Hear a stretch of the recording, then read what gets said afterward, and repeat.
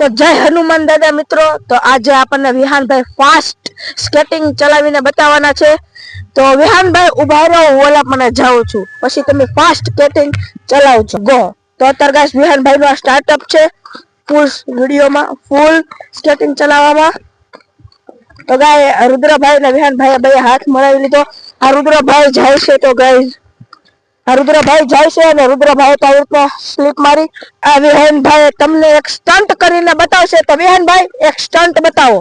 કયો બતાવો? તમે કયો ઈ બતાવો। તમે જે આવી રીતના પગ રાખીને આખું ફરો છો એક એવો એક સ્ટન્ટ બતાવો।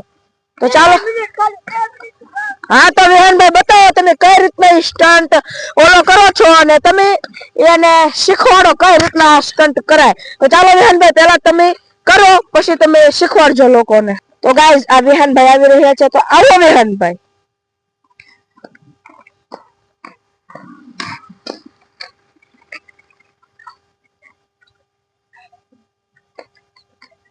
તો ગાઈઝ આ વિહાનભાઈ કઈ રીતના આવી રીતે આમ ફરે છે, આવી રીતના આમ ફરે છે, એ તમને શીખવાડશે। તો વિહાનભાઈ કઈ રીતના કરવાનું તે શીખવાડો।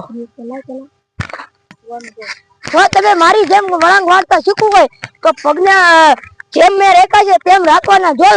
જો તમારે એમ ન થતો હોય તો પગને આમ પણ રાખી શકો છો, વી બનાવી અને તમે ગોળ ફરી શકો છો, પણ ગોળ ફરી શકો છો। જો ગોળ ફરવું હોય તો પાછળ ડિસ્ટન્સ વધારે હોવું જોઈએ, નકર આપણને વાગવાના ચાન્સ વધારે રહી શકીએ। કારણ કે આપણે જો ગોળ ફરવી તો પાછળ થોડાક જઈએ એટલા માટે થોડુંક પાછળ જગ્યા રાખવી પડે, બાકી તો થોડુંક વાગવાના ચાન્સ વધારે રહે છે। તો વિહાનભાઈ આ સ્ટન્ટ થોડોક સ્લો માં કરી બતાવો, એટલે આપણા દર્શકોને ખબર પડે કે કેવી રીતના આ સ્ટન્ટ કરવા।